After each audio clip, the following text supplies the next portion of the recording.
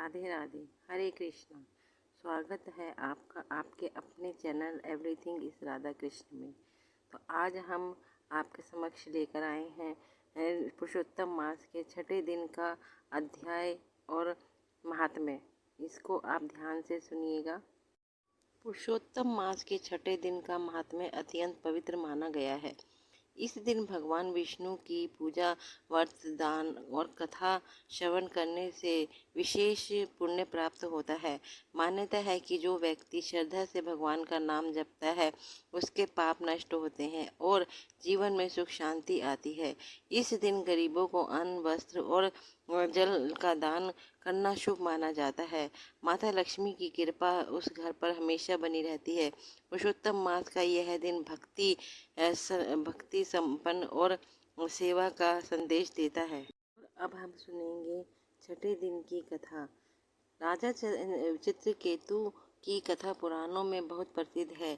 यह कथा भगवान विष्णु, भगवान शिव और माता पार्वती की महिमा को दर्शाती है तथा मनुष्य को भक्ति, विनम्रता और कर्म के फल का संदेश देती है।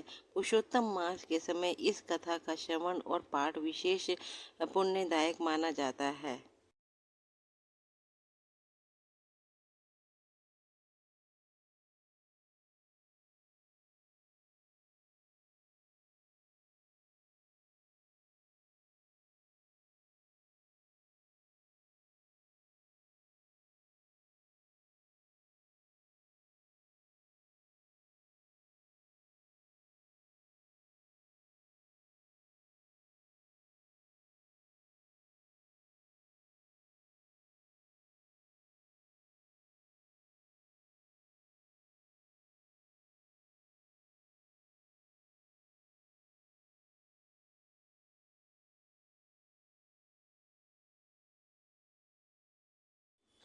बहुत समय पहले शूरसेन देश में राजा चित्रकेतु राज्य करते थे। उनके पास अपार धन, वैभव और बड़ी सेना थी। प्रजा भी उनसे बहुत प्रेम करती थी। लेकिन राजा के जीवन में एक बहुत बड़ा दुख था। उनकी कोई संतान नहीं थी। संतान के बिना राजा और उसकी रानियां हमेशा दुखी रहती थीं। राजा ने अनेक यज्ञ, तप और दान पूजा की, मगर परंतु उन्हें पुत्र प्राप्ति नहीं हुई। एक दिन महर्षि अंगिरा उनके महल में आए। राजा ने उनका आदर सत्कार किया और अपनी पीड़ा बताई। महर्षि अंगिरा ने राजा की स्थिति देखकर एक विशेष यज्ञ कराया और प्रसाद स्वरूप खीर दी। उन्होंने कहा कि यह खीर अपनी प्रिय रानी कृतध्वति को खिलाओ, तुम्हें पुत्र प्राप्त होगा। कुछ समय बाद रानी ने एक सुंदर पुत्र को जन्म दिया। पूरे राज्य में उत्सव मनाया गया। राजा चित्रकेतु अत्यंत प्रसन्न हुए। वे पुत्र से इतना प्रेम करने लगे कि बाकी रानियां भी उपेक्षा करने लगी। इससे अन्य रानियां ईर्ष्या से भर गईं। ईर्ष्या के कारण एक दिन रानियों ने बालक को विष दे दिया। बालक की मृत्यु हो गई। जब राजा और रानी ने पुत्र को मृत देखा तो वे विलाप करने लगे। पूरा महल शोक में डूब गया। उसी समय महर्षि अंगिरा और देवऋषि नारद वहां आए। उन्होंने राजा को समझाया कि संसार में सभी संबंध अस्थायी हैं। यह शरीर नश्वर है और आत्मा अमर है। उन्होंने योग बल से उस बालक की आत्मा को बुलाया। आत्मा ने कहा, मैं ना जाने कितने जन्मों से किस किस का पुत्र, पिता और संबंधी रहा हूँ, पर यह संबंध केवल कर्मों के कारण बनते हैं। यह सुनकर राजा चित्रकेतु को गहरा वैराग्य हो गया। उन्होंने समझ लिया कि संसार का सुख क्षण क्षण भंगुर है। तभी देवऋषि नारद ने उन्हें भगवान विष्णु का मंत्र दिया। राजा ने कठोर तपस्या और भक्ति आरंभ कर दी। कुछ समय बाद भगवान विष्णु ने उन्हें दर्शन दिए। भगवान की कृपा से राजा चित्रकेतु महान भक्त बन गए। उन्हें दिव्य ज्ञान प्राप्त हुआ और वे आकाश में विचरण करने लगे। उनका मन हमेशा भगवान के भजन में लगा रहता था। एक बार राजा चित्रकेतु भ्रमण करते हुए कैलाश पर्वत पर पहुंचे। वहां उन्होंने एक अद्भुत दृश्य देखा।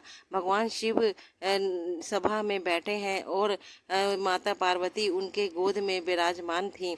अनेक ऋषि मुनि वहां उपस्थित थे। राजा चित्रकेतु भगवान शिव के स्वभाव को जानते थे, वे पूर्णतः निर्लिप्त और योगेश्वर हैं। उन्होंने हंसते हुए विनोद में कहा, महादेव महान योगी होकर भी सभा में माता पार्वती को गोद में बैठाए हुए हैं, वह बड़ी अद्भुत बात है।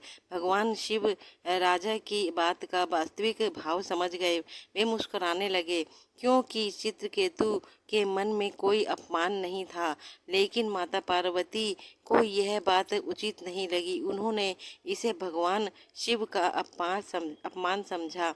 माता पार्वती ने क्रोधित होकर राजा चित्रकेतु को श्राप दिया, तुमने देवों के देव महादेव का अपमान किया है, इसलिए तुम राक्षस योनि में जन्म लोगे। राजा चित्रकेतु ने अत्यंत विनम्रता से माता पार्वती का श्राप स्वीकार किया। उन्होंने ना क्रोध किया ना विरोध। वे हाथ जोड़कर बोले, माता, यह सब भगवान की इच्छा से हो रहा है। मैं आपके श्राप को भी प्रसाद मानकर स्वीकार करता हूँ।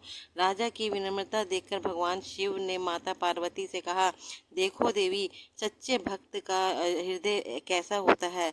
वह सुख दुख मान अपमान में समान रहता है।